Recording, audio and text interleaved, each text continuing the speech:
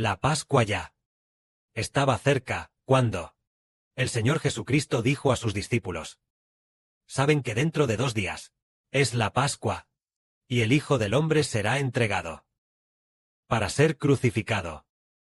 Es decir, quizás faltaban 2 días.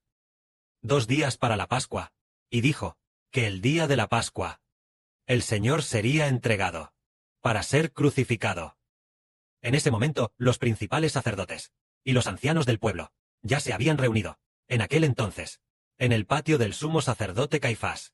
Ellos tramaban con astucia arrestar a Jesús y matarlo. Pero decían: «No durante la fiesta, para que no haya un alboroto en el pueblo». Es decir, que durante la misma Pascua no actuarían. Pero querían que el día de la Pascua fuera el momento de actuar, para ejecutar al Señor. Entonces, así entendemos que el Señor Jesús, esta vez, subía a la Pascua por última vez. Y también era su última vez llegando a Jerusalén. Él vino a Jerusalén para hacer que lo profetizado en las Escrituras sobre el Cordero Pascual, siendo sacrificado, se cumpliera. En el Antiguo Testamento, durante la Pascua, se debía sacrificar un cordero. Cada familia debía sacrificar uno. Resulta que esto prefiguraba al Señor Jesucristo, quien en el futuro, en el día de la Pascua, sería sacrificado para redimir a la casa espiritual de Israel. En el Antiguo Testamento se sacrificaba el Cordero Pascual, pero en el Nuevo Testamento resulta que el Señor Jesús es el Cordero Pascual. El sacrificio del Señor es para redimir a los nacidos del Espíritu Santo, la casa de Israel. Entonces, en ese momento, el Señor Jesucristo ya había llegado a Betania. Él estaba de visita en casa del leproso Simón. Parece que este leproso era alguien a quien el Señor había sanado. En ese momento, una mujer trajo un frasco de alabastro con un perfume de gran valor. Mientras el Señor estaba a la mesa, ella derramó el perfume sobre la cabeza del Señor Jesús. Por supuesto, esta persona era María del Señor. María, la hermana de Lázaro. En ese momento, había un hombre llamado Judas. Él era uno de los del Señor Cristo. Judas, uno de los 12 apóstoles. Judas Iscariote. Él era quien iba a traicionar al Señor. Esa persona. Él vio que María ungía al Señor con el perfume. Y dijo: «¿Por qué este desperdicio? Este perfume se podría haber vendido por 300 denarios y dar a los pobres». Entonces, este Judas realmente no tenía sabiduría.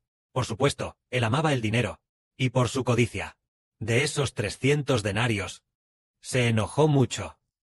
Sabemos que 300 denarios equivalen a el salario de 300 días, porque es una moneda de plata al día. Eso es el salario de un año. María usó el salario de un año. De este dinero, compró aceite perfumado, para derramarlo sobre la cabeza del Señor. En ese momento, el Señor supo que este Judas Iscariote amaba el dinero y a menudo robaba. Entonces el Señor dijo: «¿Por qué molestáis a esta mujer? Lo que ella ha hecho por mí es una buena obra. Siempre tendréis a los pobres con vosotros, pero a mí no siempre me tendréis. Esta mujer, al derramar el perfume sobre mi cuerpo, lo ha hecho para preparar mi sepultura. De cierto os digo, que donde quiera que mi evangelio sea predicado en cualquier parte del mundo, también se contará lo que esta mujer ha hecho, para memoria de ella. Aquellos que sufren por el Señor Cristo, o lo que han sacrificado por el Señor Cristo, será recordado para siempre. Esta misma mujer, esta joven, parece ser una hermana joven, llamada María.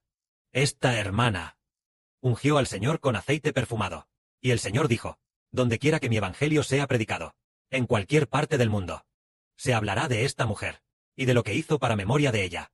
Y el Señor también dijo: «Ella me ungió con aceite perfumado, para preparar mi sepultura». Lo hizo, es decir, el Señor sabía que la unción de María al Señor no fue sin razón, sino que provino de Dios. Dios hizo que esta mujer ungiera al Señor con aceite perfumado, para preparar la sepultura del Señor. porque el día en que el Señor se sacrificó, no habría aceite perfumado para ungirle. Así que el Señor entendió que ciertamente se sacrificaría, y además, esta María ciertamente recibiría una recompensa.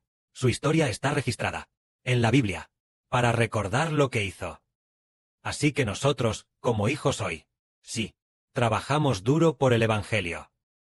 Si por el Evangelio entregamos nuestro sudor, si por el Evangelio entregamos nuestro dinero, por el Evangelio, dejamos a la familia, dejamos casas y tierras, padre y madre, esposa e hijos, para edificar juntos a Israel. Entonces el hermano Heber dice, sí. María ungió al Señor con un frasco de aceite perfumado. Y fue recordada por el Señor Jesucristo. Y además recordada para siempre. Entonces aquellos que están dispuestos a dejar casas y tierras, padre y madre, y a usar sus propios recursos, para edificar la casa de Israel, y a edificar juntos. Heber dice que ciertamente serán recompensados con un trono, en memoria de su arduo trabajo, y ciertamente tendrán la bendición de sentarse con el David del nuevo pacto, juntos en el trono, este trono como recompensa, para recordar a aquellos que están dispuestos a dejarlo todo para seguir al hermano Heber, para recordarlo de esta manera. En el pasado hubo, y antes de ellos, en vida solían con el hermano Heber trabajar arduamente juntos. Entonces, después de la resurrección, el trono es eterno, el trono del hermano Heber es eterno. Entonces, los hijos que se sientan en el trono con él, también son eternos, reinando juntos desde el trono, para recordar el arduo trabajo de los hermanos y hermanas. De esta manera, se llama un memorial eterno, una bendición eterna. Entonces, llegará un día en el futuro, pongamos un ejemplo, llegará un día en que nuestra hermana Tontón se sentará en el trono de gloria. Y entonces, en el futuro, habrá muchísima gente que dirá, hermana Tontón, ¿por qué puedes sentarte en un trono tan glorioso? Y entonces diremos, porque en vida, la hermana Tontón lo abandonó todo, y también los ahorros de toda su vida. Se los ofreció al Señor, se los ofreció al hermano Heber, y además, todo su tiempo, lo entregó con todas sus fuerzas. Por eso, se le dio el trono como memorial, para que se proclame que en vida usó todo para buscar el reino de los cielos. Para recordarlo de esta manera. ¿Es así? Así como el Señor también. Es muy agradecido. El Señor Jesucristo y el hermano Heber también son iguales. Tienen el mismo corazón agradecido. Tienen este mismo sentimiento de decir, donde quiera que se predique mi evangelio, en cualquier parte del mundo, se contará lo que esta mujer ha hecho para recordarla. Pensemos en esto. El arduo trabajo realizado por el Señor será recordado por siempre.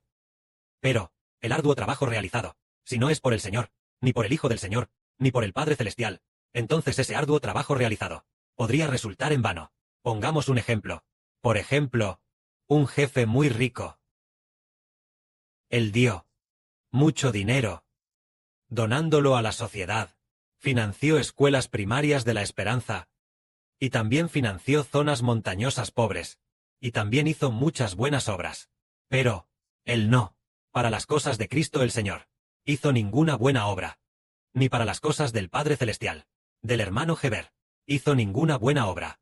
Al contrario, se opuso al Evangelio.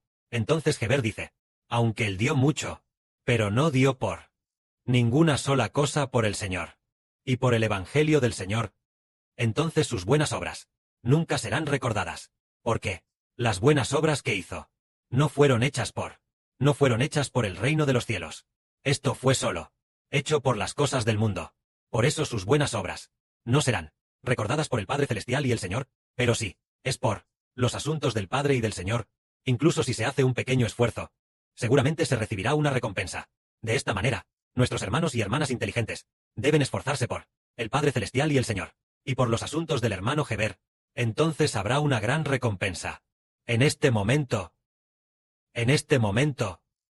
Judas Iscariote, uno de los 12 apóstoles, Satanás ya había puesto la idea de traicionar al Señor Jesús dentro de Judas Iscariote. Así que en su corazón. Entonces, fue a ver a los principales sacerdotes y les dijo, si se lo entrego, ¿qué están dispuestos a darme? Ellos le dieron 30 piezas de plata.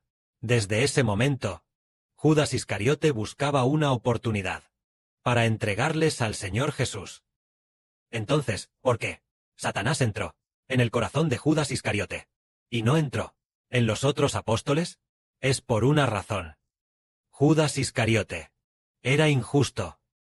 Los malos pensamientos de Satanás entran en las personas injustas.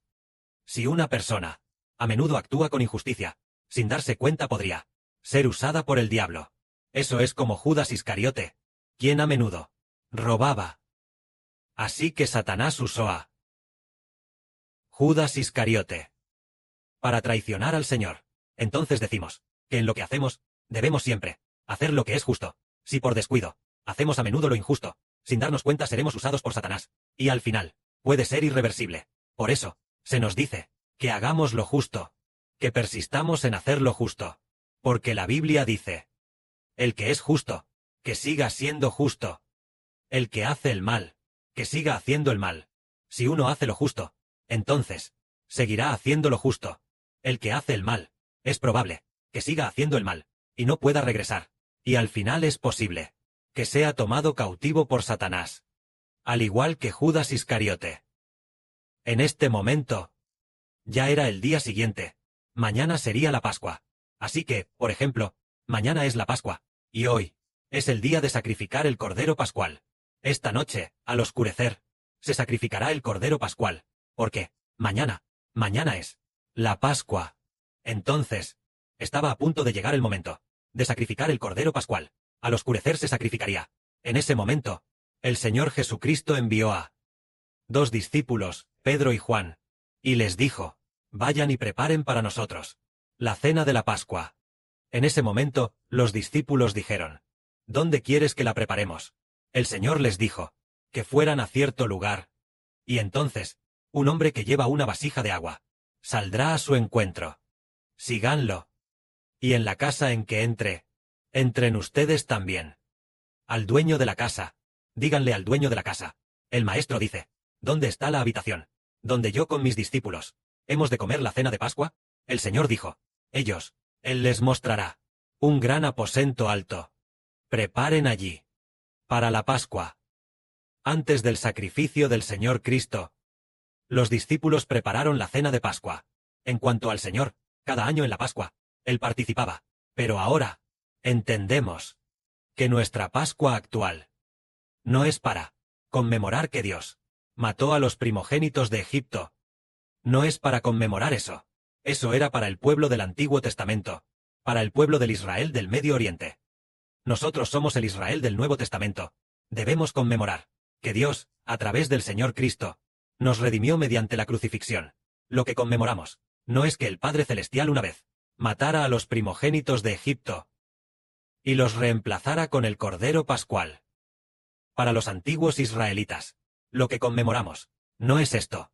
Lo que debemos conmemorar es que Dios destruirá a los primogénitos del Egipto espiritual para salvar a la casa del Israel espiritual.